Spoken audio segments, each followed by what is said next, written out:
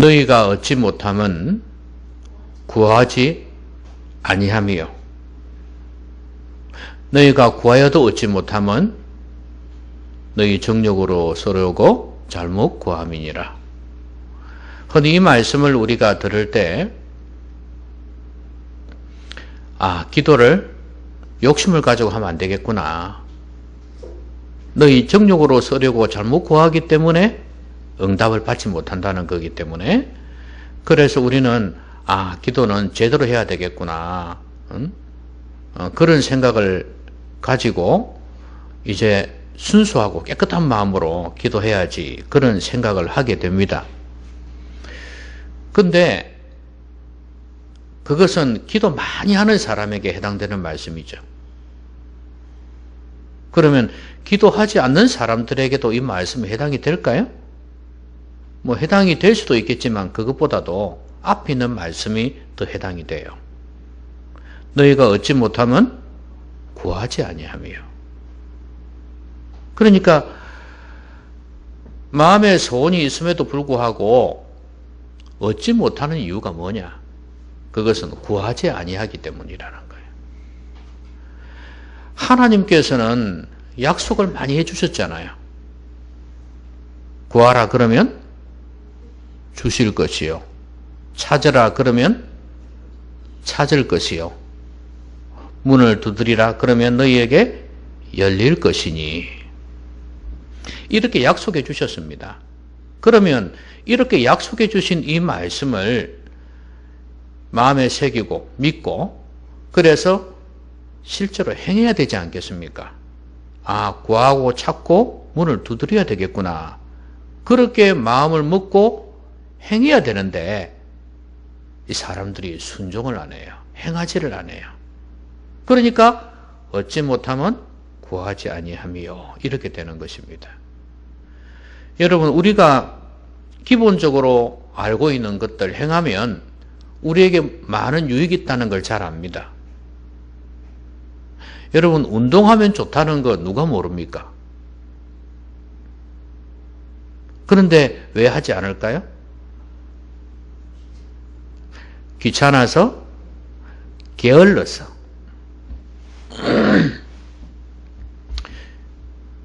게을르니까 귀찮은 거죠. 그거 누가 몰라요. 인스턴트 식품 먹으면 안 좋다는 거 누구나 다 알고 있습니다. 그러면 어떻게 해야 되나요? 안 먹어야 되는 거 아니겠습니까? 안 해야 되는 거, 해야 되는 거 기본적으로 우리가 다 알고 있어요. 근데 그걸 행하면 우리에게 많은 유익이 있습니다. 그런데 사람들이 실천을 안 해요. 행하지를 안 해요. 여러분, 우리가 하나님 앞에서 하나님을 의뢰할 때, 하나님께 기도할 때 우리에게 주어지는 유익이 엄청나게 많습니다. 하나님께서 약속해 주셨어요. 이 엄청난 유익들을 기도하지 않음으로 인해서 얻지를 못하는 것입니다. 안타깝죠? 오늘 말씀에도 하나님을 피난처로 삼는 사람, 지존자의 은밀한 곳에 거주하는 사람, 이런 사람이 누리는 유익에 대해서, 그런 사람이 누리는 특권에 대해서 말씀을 하고 있습니다. 지존자의 은밀한 곳에 거한다는 것은 골방처럼 은밀하게 하나님, 지존자를 만나는 걸 이야기하는 거예요. 그리고 전능자의 그늘 아래 산다는 것은 날개 아래 거하는 것처럼 피하는 것입니다. 주님을 피난처로 삼고 주님을 의뢰하는 사람이에요. 이런 사람들이 얻는 유익이, 특권이 너무 많습니다. 저는 오늘 이것을 좀 살펴보고자 해요. 그래서 여러분들이 정말로 하나님을 의뢰하는 기도의 사람들이 되기를 바랍니다. 여러분,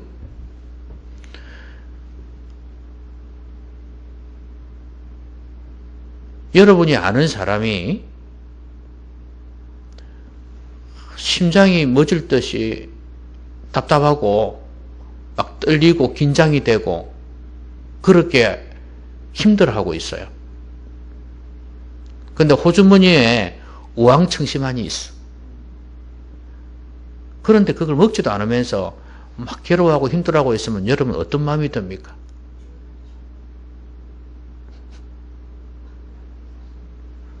답답하죠? 그쵸? 아이고 이 바보야, 좀 그거 좀 먹지.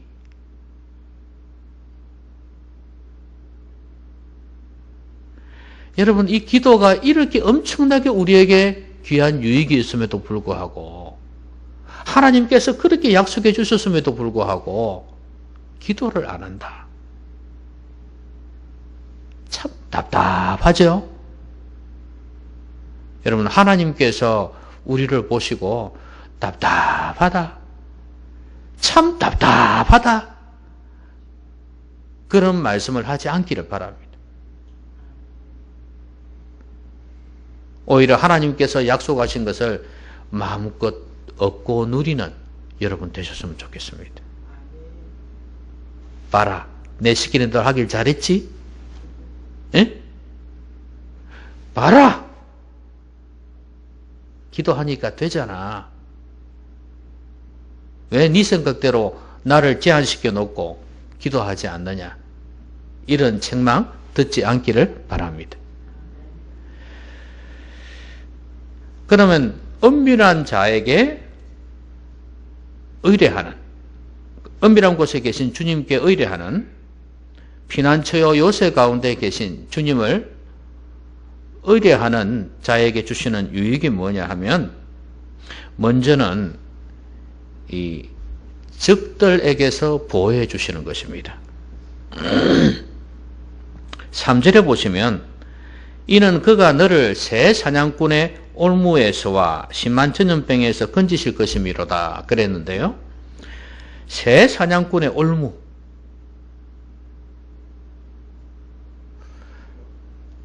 저는 어릴 때 새를 사냥하는 걸 잘 보지를 못했어요. 본 게 뭐가 있냐면, 콩에다가 청산가리를 넣어가지고, 콩에다가 청산가리 이게 구멍을 파가지고, 송곳으로 파가지고 거기에다 청산가리를 넣어요. 그래가지고 산에다가 곳곳에 놔두는 거죠. 그러면 이제 특히 꿩이 많이 다니는 곳이 있어요. 그러면 그걸 놔두는 거예요. 뭐 그 당시에 꿩밖에 먹을 게 있습니까? 그래서 꿩을 딱 이제 넣으면 하루 뒤에 딱 가보면 죽어 있는 거예요. 거기 좀 파닥거리겠죠. 그거 먹고, 그죠? 그러다가 이제 죽을 거란 말이죠. 그러면 곳곳에 이제 꿩이 있어요. 그걸 잡아다가 이제 털을 뽑고, 그죠? 내장만 제거하면 되잖아요. 예. 그래가지고 많이 잡아 먹었죠. 뭐 신기한 듯이 봅니까? 그렇게 많이 했을 겁니다. 저도 어릴 때 많이 얻어 먹었어요. 맛있더라고요, 꿩고기가. 자, 저는 이거는 봤는데 올무는 못 봤어요. 못 봤는데 새를 사냥하기 위해서 그물 같은 거 있잖아요. 예? 그걸 놓고 이제 새를 잡는 모양이에요. 올가미 같은 거죠. 이제 짐승은 이렇게 철사로 이렇게 해가지고, 그쵸? 목이 탁 걸리도록, 다리가 걸리도록 만드는 게 있고, 어쨌거나 이거는 함정이에요. 그러니까 새가 모르게끔, 눈치 못 채게끔 딱 함정을 놔가지고 거기에 걸리들게 만드는 거 아닙니까? 그러면 지금 하나님께서 새 사냥꾼의 올무에서 나를 건져주실 것이다? 사람한테 올무하는 거 아니잖아요. 새한테 하는 거잖아요. 그럼 이게 뭐겠어요? 적들이 나를 함정에 빠뜨려서 나를 망하게, 죽게 만들도록 한다는 거죠. 거기에서 나를 건져주신다는 거예요. 여러분, 사람이 살다 보면 원수가 있을 수 있어요. 적이 있을 수 있다 이 말이에요. 나를 미워하는 사람이 있을 수 있어요. 그리고 경쟁 상대가 있을 수 있어요. 그러면 이런 사람들은 나같이 마음이 착하고 좋으면 괜찮은데 그렇지 않은 사람들이 너무 많거든요. 어쨌든 다른 사람을 공격해야 된다고 생각하니까. 그래서 내가 그로 인해서 반사 이익을 얻을 수 있잖아요. 그러니까 이 사람에게 함정을 놓을 수가 있어요. 그래서 이 사람이 망하게끔 아니면 신임이 떨어지게끔 만들고 그래서 그 사람 얼굴에 먹칠을 하게 만들려고 하는 거죠. 그래서 그 자리에서 물러나게 만들려고 하는 그런 일들이 많이 있습니다. 이게 참 힘듭니다. 그래서 심지어 자살하는 사람도 있지 않습니까? 그런데 새 사냥꾼의 올무에서 건져주신다. 그런데 여러분, 이 말씀은 새 사냥꾼의 올무에 걸리기 전에 건져주신다는 말도 될 수 있지만 새 사냥꾼의 올무에서 걸렸을 때 바닥거리지 않겠습니까? 그렇죠? 거기에서 와가지고 풀어주는 것입니다. 하나님께서는 시험을 당할 즈음에 또한 피할 길을 내신다 그렇게 말씀하셨는데 이 말씀을 생각하면 내가 시험 당하기도 전에 나에게 피할 길을 내시는구나 이렇게 생각할 수 있지 않습니까? 그렇죠? 그런 일도 있어요. 그런데 시험을 당한 가운데에서도 건져주십니다. 사냥꾼의 올무에 갇혔을 때도 나를 건져주신다 그 말이에요. 그러니까 사람들은 어떻게 생각하냐면 내가 어려움을 당하면 하나님이 나를 사랑하지 않는구나 이렇게 생각한단 말이에요. 하나님하고 아무 상관없는 일들이 이 세상에 많잖아요. 그렇죠? 그러면 좋다 이거예요. 안 믿는 사람들이나 죄악을 저지르는 사람들은 그러면 자기 마음대로 하는 거니까 하나님하고 상관이 없다 칩시다. 그럼 나는 뭐야? 나는 하나님을 믿는 사람인데 하나님을 경외하는 사람인데 왜 그 사람들로 인해서 내가 피해를 받아야 되냐? 이런 생각 가질 수 있잖아요. 그렇죠?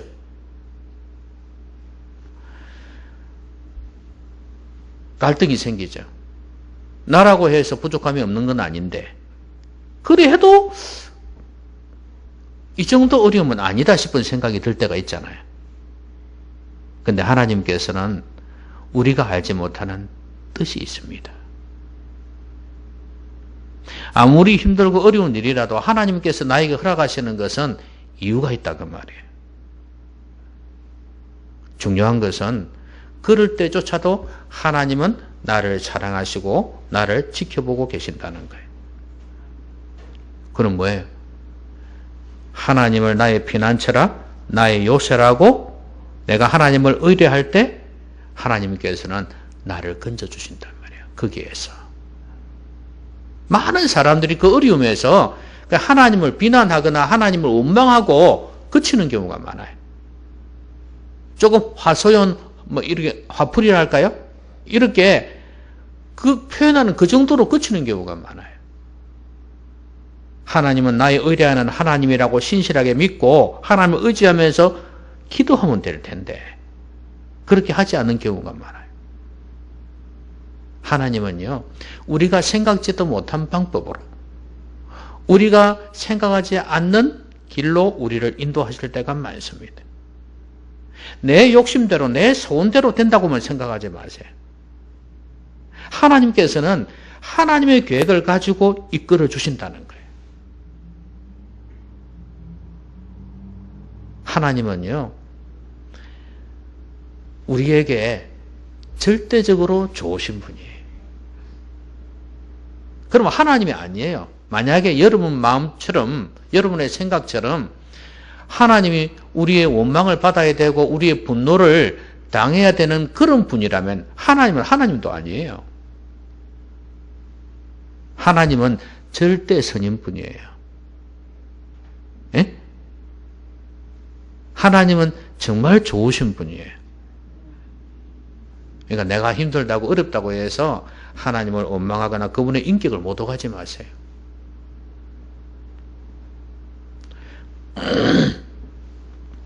좋은 사람을 오해했다가 그래서 막 또 안 좋은 말도 퍼뜨리고 이래 했다가 나중에 그 사람이 아니었구나, 그 사람이 그런 게 아니었구나 하는 걸 알고 미안해가지고 죄송합니다 이런 경우 있죠. 그렇죠?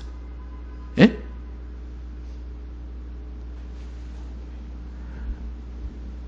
여러분, 우리 하나님도 오해하시면 안 됩니다. 그래서 원망하는 말, 불평하는 말 함부로 막 짓기를 대서는 안 돼요. 그거는 짓거린다는 말로 표현할 수밖에 없어요.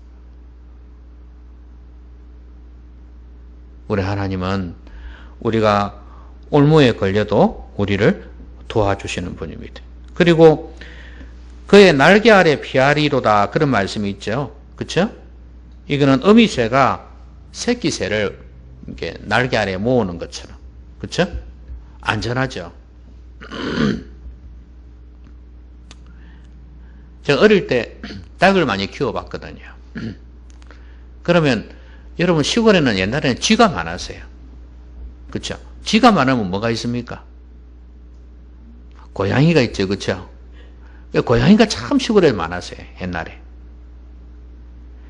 근데 닭을 키우면 닭이 이제 병아리를 까지 않습니까? 그럼 새끼가 얼마나 예쁜지 몰라요. 뽀송뽀송하게 너무 귀여워요. 근데 이 고양이가 이 병아리들을 노리는 거라. 쥐만 잡아먹는 게 아니고 병아리도 노린단 말이죠. 큰 놈은 감당을 못해. 쪼아대니까. 큰 놈은 감당 못하는데 새끼를 잡아먹어요. 또 새끼가 좀 크잖아요. 좀 크면 이제 먹기 좋거든. 그러니까 잡아먹으려고 그러잖아요. 그런데 그때는 또 어미가 꽉꽉꽉 일하면은 새끼들이 짜라라 들어와요. 그럼 탁 안에 숨어버려. 그러면 고양이가 멈칫하고 도망가요. 돌아선단 말이죠. 하나님께서 우리를 이렇게 날개 아래 피하게 해주신, 보호해 주신다고 말이에요. 여러분, 원수들은 우리를 무너뜨릴지언정 죽이지는 못합니다. 그리고 하나님과 우리와의 관계를 끊지를 못합니다. 제가 말하는 죽인다는 것은 죽일 수도 있겠지만 하나님과의 관계를 우리를 끊지 못해요. 그리고 지옥에 떨어지는 그런 사망에 처하지를 못하게 합니다. 여러분, 우리는 하나님과 함께하고 죽어서도 천국에 갈 사람들이에요. 그러니까 우리는 이 땅에서 두려워할 존재가 아무도 없는 것입니다.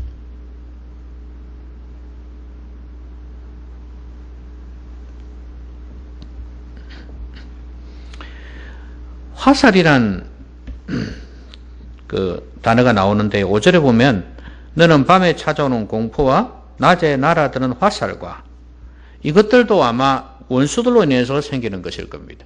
화살은 적들이 쏘는 거지 뭐 누가 쏘는 거겠습니까? 그렇죠?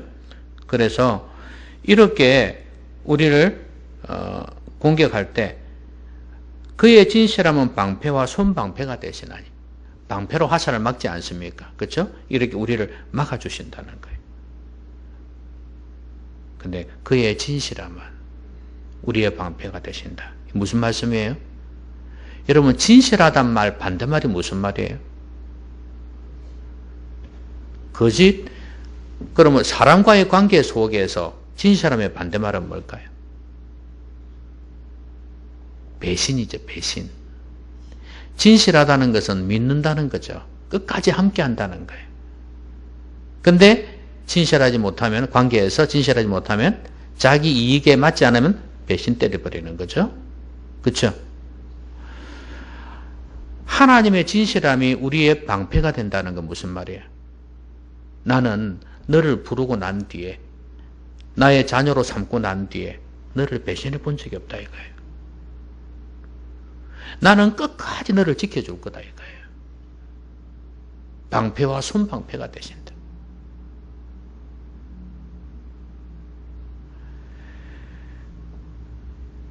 사람들은 우리를 배신할지라도, 다윗이 그런 시를 썼지 않습니까? 부모는 나를 버렸을지라도 하나님은 나를 버리지 않을 것이라고 그렇게 고백했지 않습니까? 여러분, 세상에 가장 친밀하고 보호를 받아야 될 부모도 나를 버릴 수 있다는 거예요. 실제로 다윗은 그랬다고 보시면 됩니다. 저번에도 말씀드렸듯이 지금 있는 그 어머니가 그 행제다라고 보면 이복 행제. 그래서 어쨌든 간 아버지도 보니까 다윗을 별로로 생각했고 그 형들을 좋게 생각했지. 그러니까 엄마도 보니까 성경에는 이렇게 잘 안 나오는데 뭐 그렇게 애착을 가지고 이 자녀를 사랑할 가치가 않아요. 아니면 일찍 죽었을 수도 있고. 어쨌거나 다윗은 부모의 애틋한 사랑을 받아가면서 큰 아이는 아닌 것 같아요. 그래서 오히려 더 하나님을 의뢰했던 것 같아요. 부모는 나를 버렸을지라도, 사람들은 나에게 배신을 했을지라도 하나님은 끝까지 나를 돌봐주신다. 진실하신 분이다. 그래서 8절에 보면 악인들이 보응당하는 것을 내가 보리로다. 이렇게 말씀하고 있거든요. 악인들이 바로 이 적들 아닙니까? 원수들 아닙니까? 적은 많습니다. 뭐 사람도 이럴 수 있지만 악한 원수 마귀도 그렇습니다. 하나님께서는 우리를 망하게 하는 원수 마귀, 사람들을 통해서 공격하기 때문에 결국 근본적인 원수는 마귀죠. 그렇죠? 그러니까 그 마귀로부터 우리를 끝까지 보호해 주신다. 이 말씀이에요. 어떤 자에게 이런 은혜 주신다고요? 기도하는 자에게, 하나님을 의뢰하는 자에게. 여러분, 이런 약속 좀 누려보시지 않겠습니까? 예? 이런 하나님의 은혜 좀 누려보시지 않겠습니까? 자, 그 다음에 이게 심한 전염병에서 건지신다는 말씀이 있죠. 3절에 보니까, 그렇죠?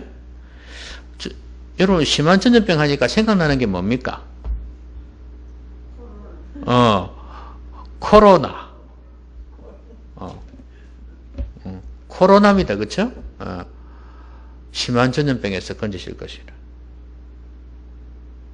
그럼 이제 이 말은 이런 말이 될 수도 있어요. 다른 사람은 이 전염병에 다 걸리는데 나는 안 걸린다는 말이 될 수도 있겠죠? 그러시면 또 뭐예요? 죽는 사람이 있는데 나는 안 죽었다는 말도 될 수 있어요. 그렇죠? 이러나 저러나 뭐 걸려서 낫든 안 걸리든 상관없이 하나님께서 건지실 것이미로다. 걸렸는데도 걸린 줄도 모르고 지나가는 경우가 많죠. 저는 걸렸는지도 모르겠어요. 걸린 것 같기도 하고 안 걸린 것 같기도 하고. 근데 증상이 없으니까. 그러니까 안 걸린 것이 뭐, 그렇죠? 근데 중요한 것은 여러분도 걸린 여러분들도 지금 살아있지 않습니까? 그렇죠? 근데 이 심한 전염병, 여러분 왜 마스크를 씁니까? 언제 어디서 걸릴지 모르니까. 그렇죠? 이 바이러스 균이 어디로 돌아갈지 모르잖아요. 그러니까 이렇게 쓰잖아요. 저는 이 심한 전염병을 사건, 사고로도 생각할 수 있다고 봐요. 언제 어디서 어떻게 걸릴지 모르는 거. 질병도 그렇죠. 물론 뭐 기본적으로 오래 전부터 이렇게 안에서 병이 있다 이렇게 할 수도 있겠지만 급성이라는 것도 있잖아요. 그렇죠? 만성도 있지만 급성도 있어요. 그러니까 병도 그 건강했던 사람이 한순간에 그냥 쓰러지는 거예요. 노인들도 그렇더라니까요. 멀쩡한 사람이 막 엎어져 갖고 그냥 다리 부러가지고 그 길로 그냥 저승으로 가는 경우가 있어요. 죽는 경우가 있단 말이에요. 사고도 마찬가지입니다.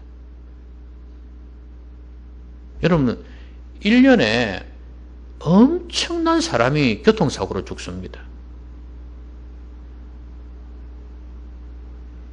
장례식장 가보면은, 나이 들어서 노인 되어서 죽는 사람도 있지만, 젊은 사람도 많거든요.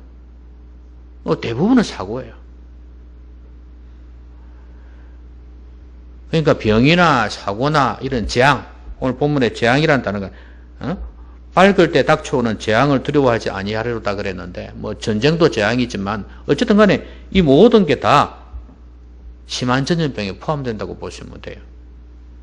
근데 여기에서 건져주신다는 거예요. 여러분 핵전쟁이 언제 터질지 모르지 않습니까? 일본의 동일본 대지진이 일어났을 때도 진짜 사람들이 몰랐어요. 설마 했거든. 그리고 지진이 났다고 이야기를 했을 때도 사람들이 설마 했어요. 왜냐하면 많이 당해봤기 때문에. 그렇게 클 줄은 몰랐던 거예요. 근데 엄청난, 한 몇만 명이 죽었다 그러더라고. 집이 떠내려가고, 차가 떠내려가고, 뭐. 그리고 또 뭐까지 생겼습니까? 원전까지.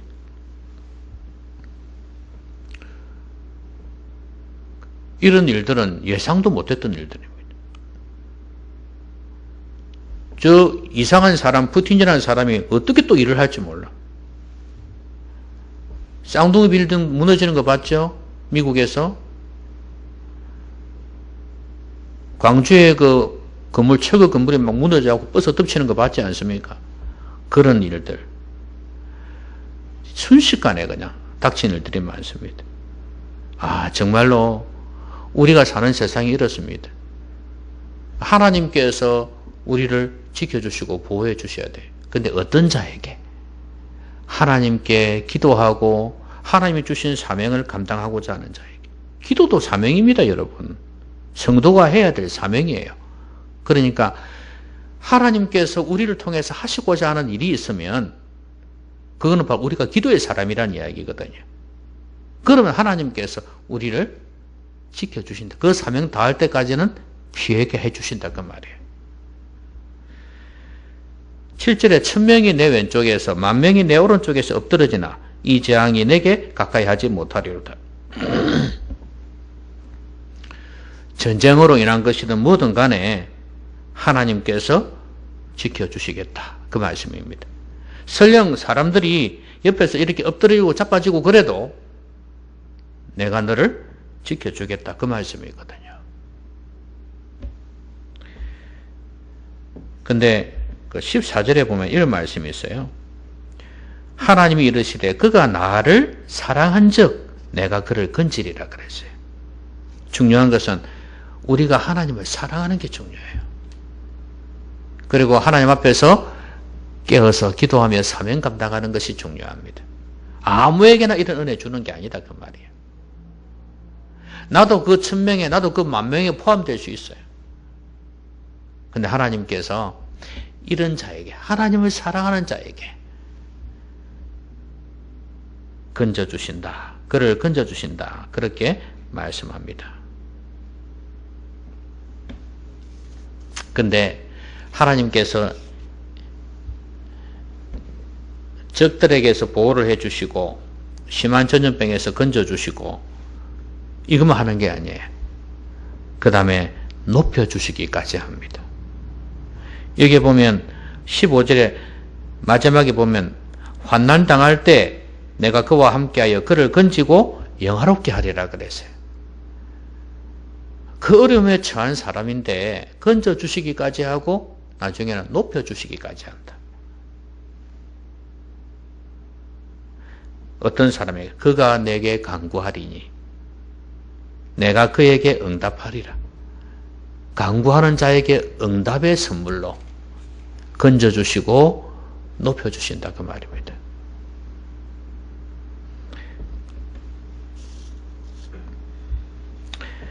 주님을 피난처로 삼고 사는 사람에게 주님을 피난처로 삼는다는 것은 세상을 의지하지 않는다는 거죠. 사람을 의지하지 않는다는 겁니다. 하나님을 철저하게 의지하는 사람에게 하나님께서 이런 높여주시는 은혜를 주신다 그 말씀입니다.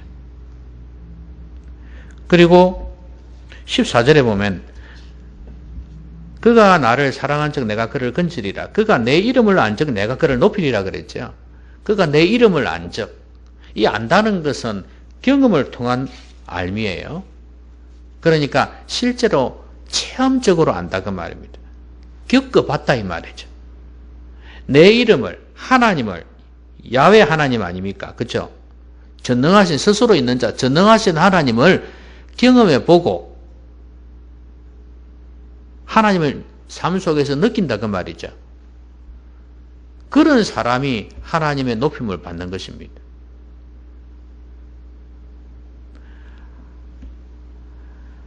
하나님을 삶 속에서 진실로 알고 믿는 사람에게 하나님께서는 이렇게 높여주신다 이렇게 말씀합니다. 흔히 사람들은 이런 생각을 해요.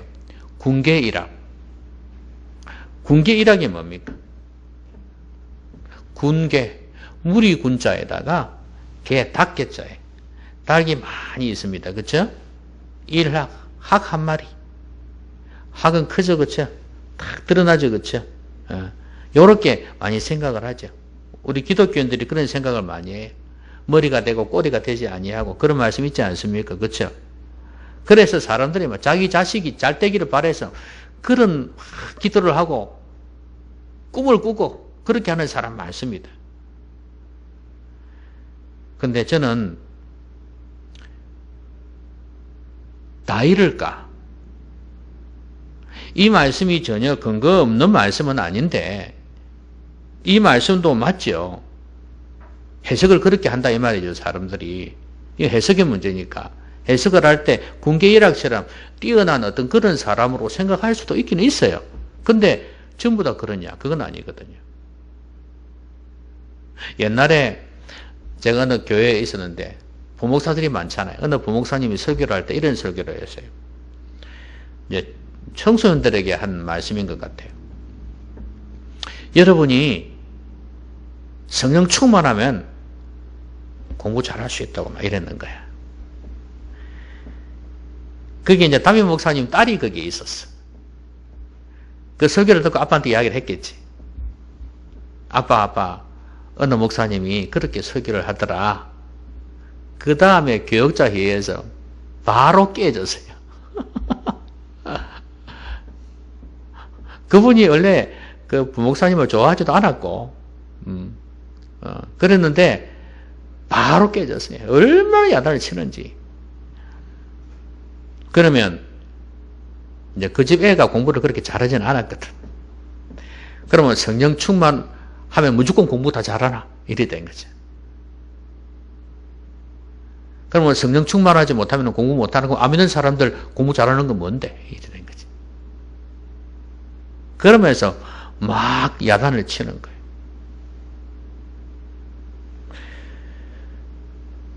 성령 충만하면 공부를 잘한다? 그 말도 맞기도 하고 틀리기도 해요. 왜냐하면 성령 충만하면 지혜가 생겨요. 그거 열심히 하게 되죠. 그러면 공부를 더 잘할 수밖에 없겠죠. 옛날보다는. 그렇죠? 근데 그거는 이제 자기 절대적인 면에서 그렇고 다른 사람하고 비교해서 무조건 1등이 된다? 이건 또 아니거든요. 성령 충만하다고 해서. 왜냐하면 하나님께서 사람들에게 주신 은사가 있잖아요. 다 다르잖아요. 그렇죠? 성령 충만하면 오히려 기술적인 면에서 능력을 발휘할 수도 있고 그렇거든요. 그래서 우리 예수 믿는 사람들이 조금 오해하는 게 그거예요. 믿음 좋으면, 성령 충만하면, 오늘 말씀대로 하나님을 피난처로 삼고 기도 많이 하면 막 무조건 이렇게 되는 거. 그렇게 생각하는 사람들이 많다고 말이에요. 근데 그건 아닌 것 같아요. 그럴 수도 있고 안 그럴 수도 있어요. 사람에 따라 달라요. 하나님께서 높여주신다는 건 뭐겠습니까? 모든 사람이 다 우러러화해 그런 존재가 된다는 말은 아니잖아요. 세상 사람들은 기준이 다르지 않습니까? 근데 어떻게 그게 가능합니까? 안 되거든요. 심지어 하나님께서 이스라엘 백성을 높여주신다. 모든 민족의 머리가 된다고 이렇게 말씀하셨지만 그 족속들은 이방 족속들은 이스라엘 백성들을 이렇게 높였습니까? 잡아먹으려고 그랬지. 그거 생각하면 그 말이 아니구나. 저는 이렇게 생각합니다. 이스라엘 백성들을 통해서 하나님의 영광을 드러내는 민족. 하나님께서 보실 때 최고의 민족이 되게 하겠다는 그런 말씀이에요. 하나님의 도구로 쓰임받는 사람이에요. 그럼 여기에서도 마찬가지야. 내가 너를 높여주겠다. 영화롭게 하겠다는 말씀이 뭐냐? 내가 너와 함께 하겠다. 그래서 너를 통해서 내가 하고자 하는 일을 드러내겠다. 그 말씀이에요. 얼마나 많은 사람들이 이런 말씀 가지고, 특히 구약의 이런 말씀 가지고 착각하는지 몰라요. 그럼 잘 되면 뭐 하는데요? 그러면 국회의원 되고, 뭐 정치가 되고, 교수가 되고, 뭐 사장 되고, 그러면 뭐 하는데요? 자기 혼자 잘 먹고 잘 사는데, 오히려 죄 짓고 사는데,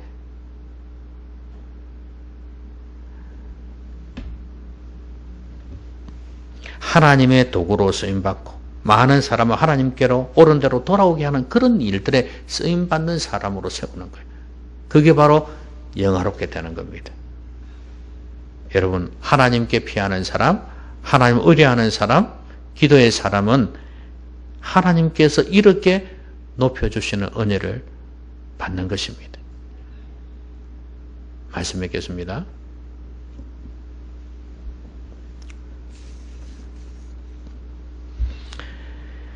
하나님께서 이렇게 약속을 해주셨음에도 사람들은 기도를 안 해요. 하나님을 세피하게 봅니다. 하나님을 우습게 봐요. 하나님은 별 능력이 없는 것으로 여깁니다. 여러분 정말로 그렇습니까?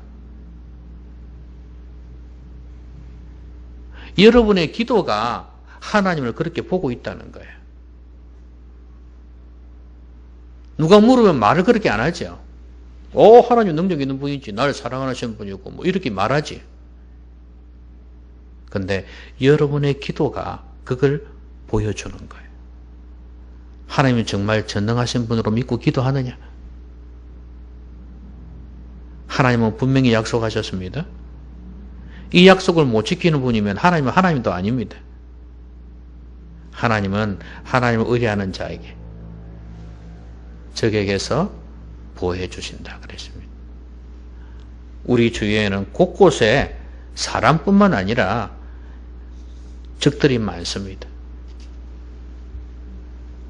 넓게 보면 심한 전염병도 적이고 사건 사고도 적입니다.